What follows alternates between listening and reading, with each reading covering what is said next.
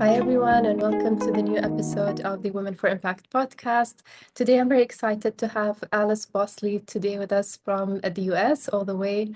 It's morning her time and afternoon my time. So, welcome to the podcast, Alice. Thank you so much. I'm so happy to be here.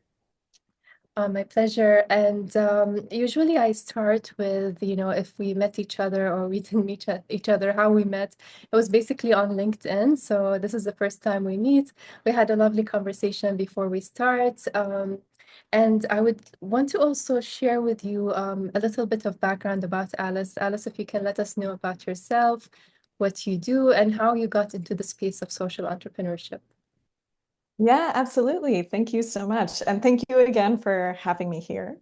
Like you said, my name is Alice Bosley. I have spent my career focused on, I guess you could say, humanitarian innovation.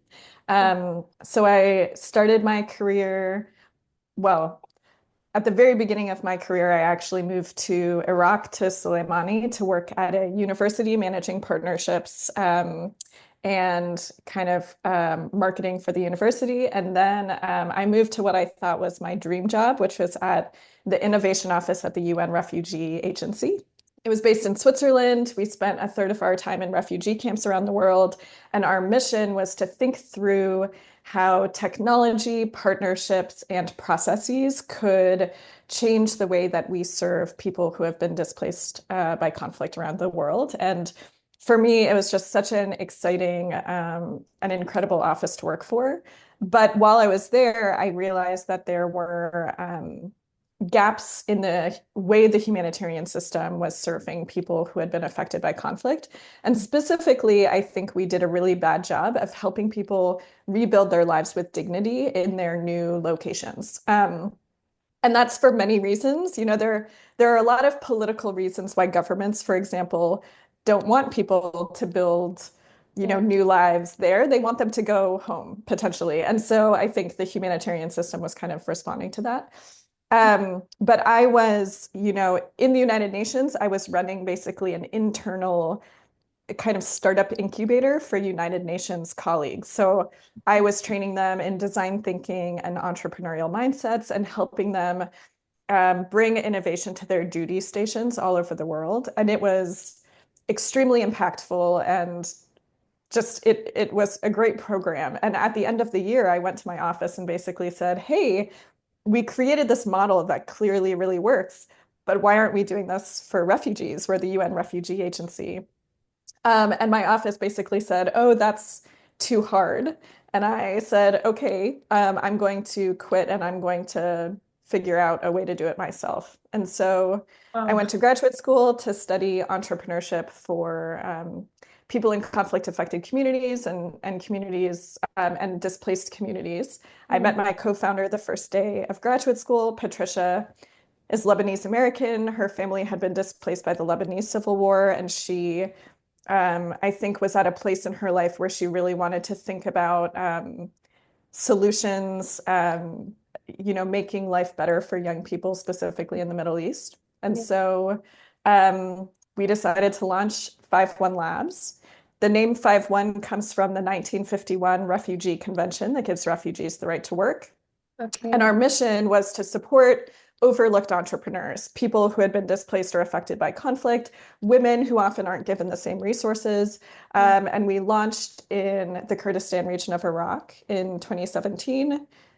We expanded to Colombia to support Venezuelan and Colombian entrepreneurs in 2022.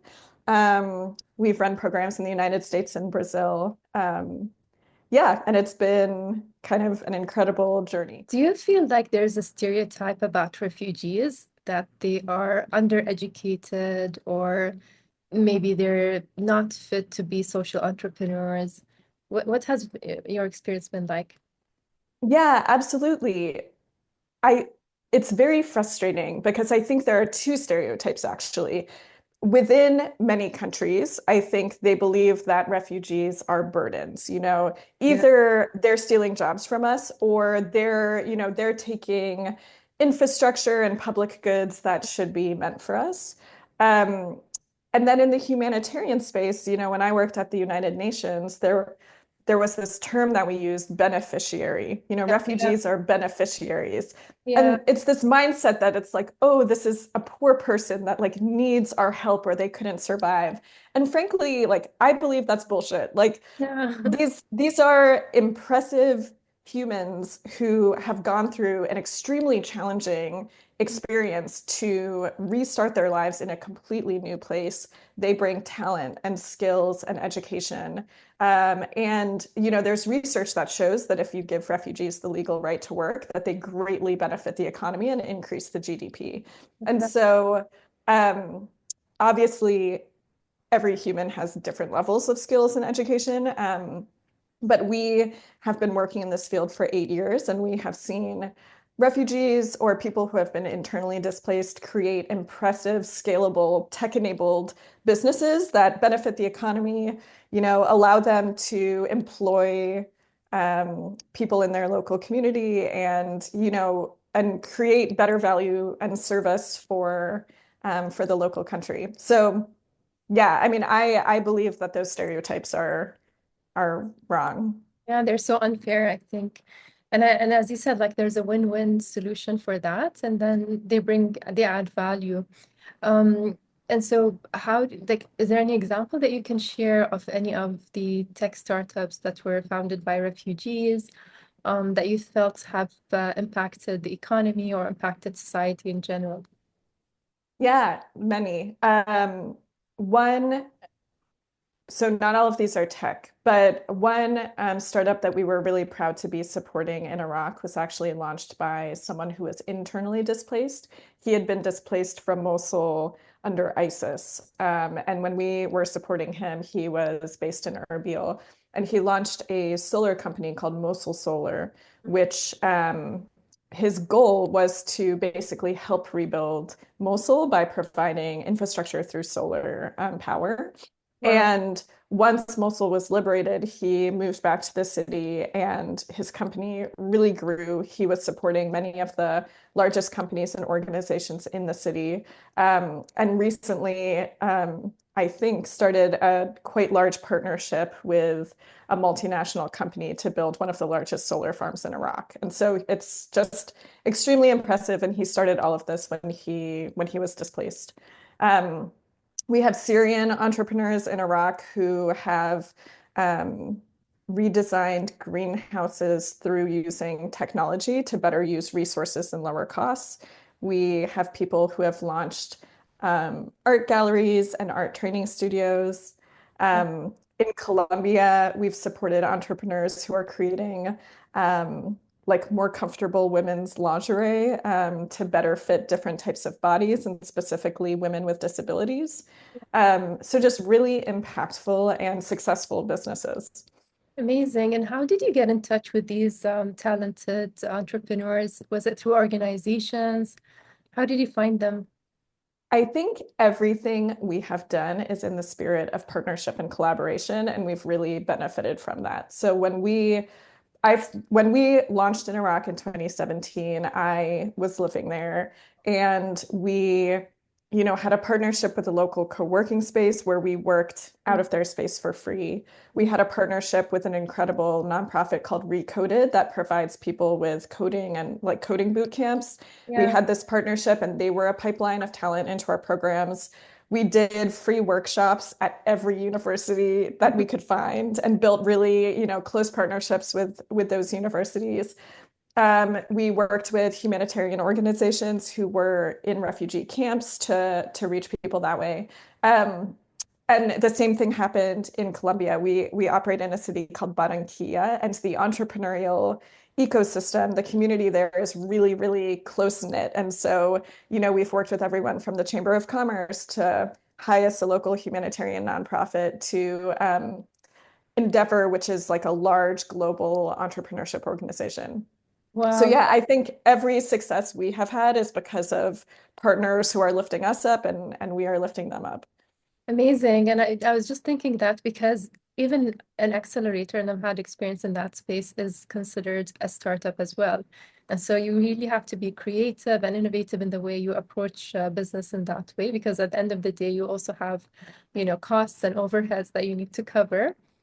And that brings me to the question of the startup programs. We're seeing a lot of accelerators, incubators, and now venture studios that are coming up. And I think there's a lot of skepticism towards a lot of these because of, let's say it's like a one size fits all. Let's say they have a 6 month program where everyone has to go through it. But what if I only need mentorship? What if I only need to tap into certain resources? Um, how did you tackle that? How did you make sure that your programs were a fit for your founders? Yeah, I completely understand those concerns. I mean, we have seen it as well. There are just so many organizations everywhere trying to support entrepreneurs, which, to be honest, I actually think that's a great thing because being an entrepreneur is super challenging and very, at least my experience, and I think many people's experience, is it's very lonely. I mean, you don't have a community, you're trying to do this thing on your own or with a co-founder.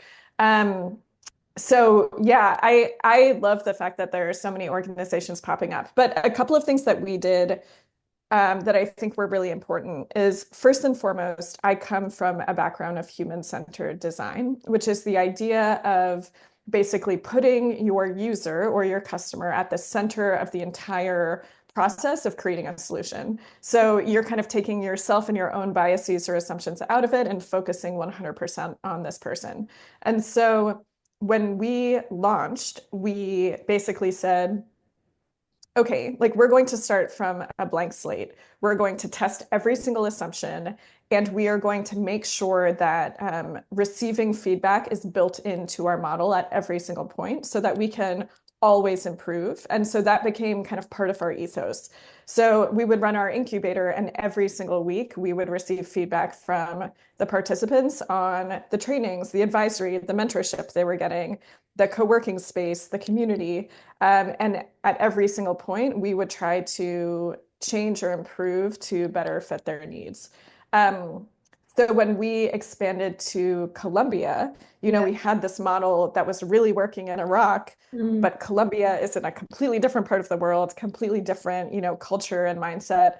And so we kind of did the exact same thing. We said, okay, we have the skeleton of what we think works, but let's have a completely open mind and again, test every single part of it and get feedback to make sure that what we're doing fits the needs.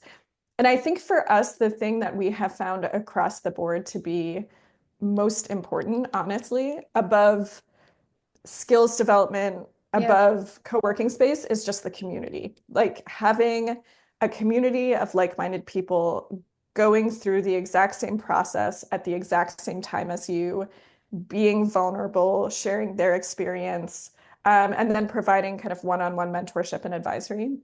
I Yeah. think has been the thing that has really set us apart because it means that the entrepreneurs that go through our program feel like they have been part of a family and that they've been supported to take risks. Mm. Um, and they come back afterwards to mentor. They come back for events because they love the community that they have become a part of.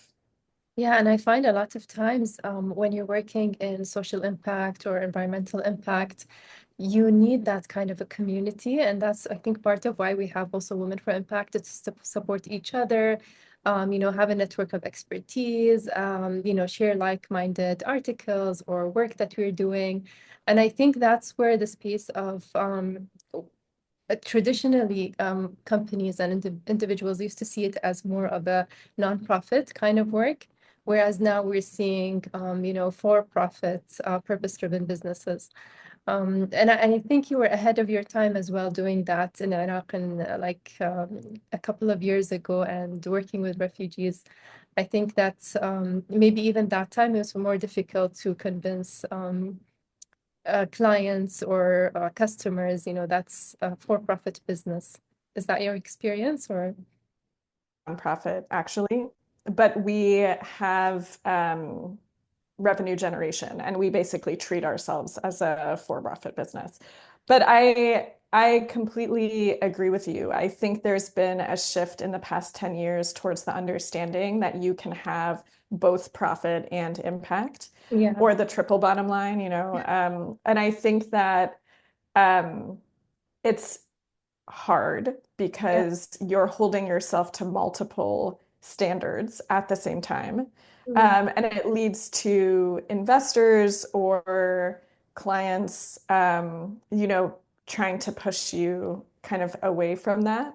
Yeah. But we have spent a lot of time supporting social impact businesses and kind of helping them think through how to build social impact into their business model in a way that doesn't necessarily reduce from their profit, but just, makes them a better business. And I think that that is Yeah. really important. And in fact,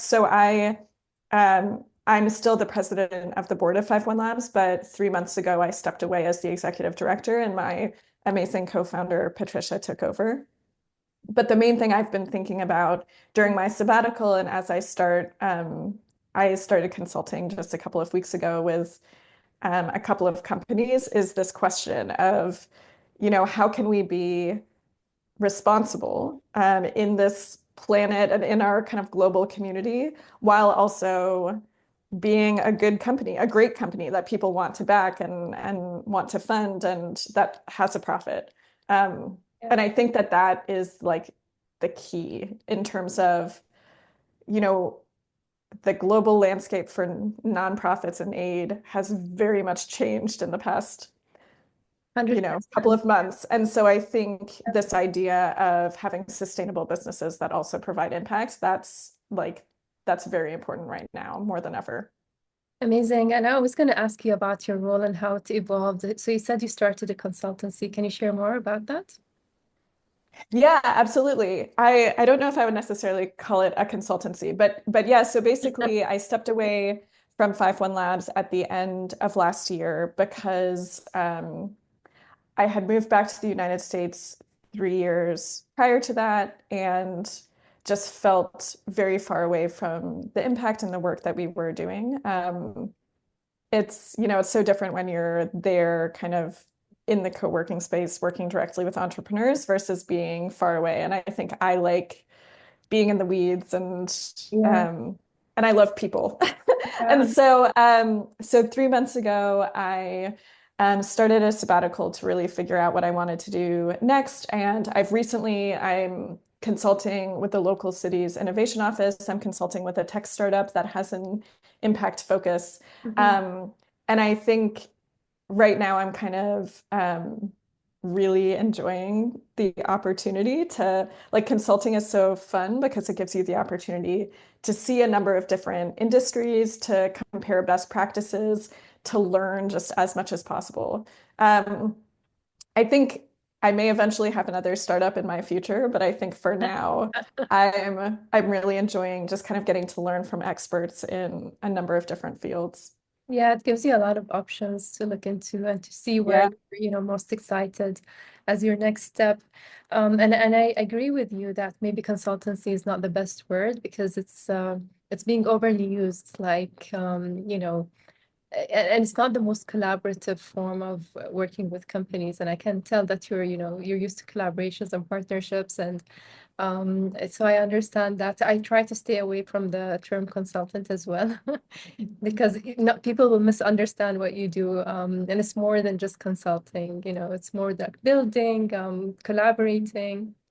You I think? know people sometimes call it like I have fractional roles with different Yeah, companies, yeah, which is like exactly the same thing. It's yeah, just different wording, but it's true. I haven't updated my LinkedIn, for example, because I'm just not yeah. sure what to call myself right now. It's just like True. having fun. So, Why not? Yeah. but yeah, it has been great.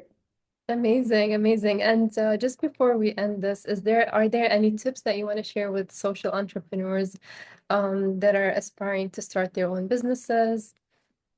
Yes. It actually, it's something I've been thinking about because I recently had a conversation with someone who is like a decade younger than me, kind of looking at her career. And she is in the for-profit space, not for impact. She's like working with a large company, and she was kind of talking about how concerned she was that like that was the route she was in right now. Mm, And there are two things that I think are important to remember as a listener is you can be in a for-profit company and still have a positive impact in a variety of ways. It could be that you're a great manager for your team and you're providing a positive experience and a great learning experience for the people around you, or that you're providing livelihoods for the people that you're employing, or that you're thinking about how much paper you're printing and deciding that you just don't need to print that much paper. So in a Mm. for-profit business, there are ways to have impact, but also in a for impact business, there are also ways that you can be hypocritical. Like, for example, you could be, for example, the United Nations has an amazing impact around the world, but I would say it's a fairly terrible system to work for. It's not nice to its employees. It's a system and it's huge and bureaucratic and very political. And so, you can be having an impact, but you can also actually like have a negative impact on your community or the people working for you. And so I think for me, one thing I've been thinking a lot about recently is kind of holistic impact, which is um, there's what your company is actually doing, but then there's also how you are doing it, and that is just as important potentially. Um, so yeah, for all of the listeners out there, I would encourage you to think about what is your team culture? What is the way that you're treating your local community and how are you involving them? How are you thinking about business processes to reduce waste and environmental impact? Um, because I think these incremental changes can, in the long run, be very large and important. Yeah, value. True, true. And what about convincing? I know I said that was the last question, but so what about I love it. what about convincing investors in terms of, if we're seeing a lot of investors in the impact space, but what about, if I'm a startup trying to convince an investor to invest in my company, do you have a tip for them? I mean, I guess I would say first and foremost to find investors that are aligned with your value, because you're right, there are many investors now that do care. And I Yeah. would say there are some investors that plain do not care. And Yeah. so you might not want to go to them. I think there are ways to create impact that do not affect your bottom line. And that, if you can create a business model where you're making just as much profit as if you didn't have impact, then great, go to those investors. Mm. There are some businesses that might grow more slowly or have less profit margin because they do care about impact. And I also don't think that that is a problem. Yeah. I think there are a lot of challenges with the way that kind of VC-backed businesses are forced to grow and Yeah. to scale and are forced to maybe change their ideals. And so I would say for you as an entrepreneur, you need to be very clear about what your values are, because there will be many people outside your company that are kind of pushing you in one way or another. And honestly, I think investors and people who want to be part of your team respect strong leaders with strong convictions and strong values. And so Mm. being true to what you believe will also be something that investors want to see and get excited about. And attract the right investors to you as well, I think. Yeah. Exactly. Yeah. Yeah. And I would say like there are so many investors out there in the world, at least, that like if you are a female founder, there are investors that very much support you. If you're an impact focused founders, there are investors. You just need to figure out who those individuals are so that you're Yeah. not pitching a million times to people who might not understand your value. Amazing. I think that's super important for everyone that's listening. Even I think for companies that are not, not small companies, I think this is super important. And when you mentioned values, personally, I feel like when I understood what my values are, and I think as we grow older, I think I start to feel more comfortable in my skin, whether I'm at work or I'm at home with my kids. It's the same thing. These are my values, and this is my true self, and that's it. I think that's Yeah, and I think people can see that, like I can see that speaking to you, that you are confident in yourself and who you are, and people want to support that. Like it's very attractive for investors to see someone who's like, oh, this is a confident, like Oh. calm person who is a leader. And so, yeah, I think being true to yourself in the long run is also just like a great way to get people who end up wanting to follow your lead. Yeah, and I'll take that compliment. Thank you so much. Yes, Was of awesome. course. Anytime. Thank you so much, Alice, for your time. It was a lovely conversation. I wish you a lovely day. Thank you for sharing your morning with us. Thank you so much. I loved the conversation.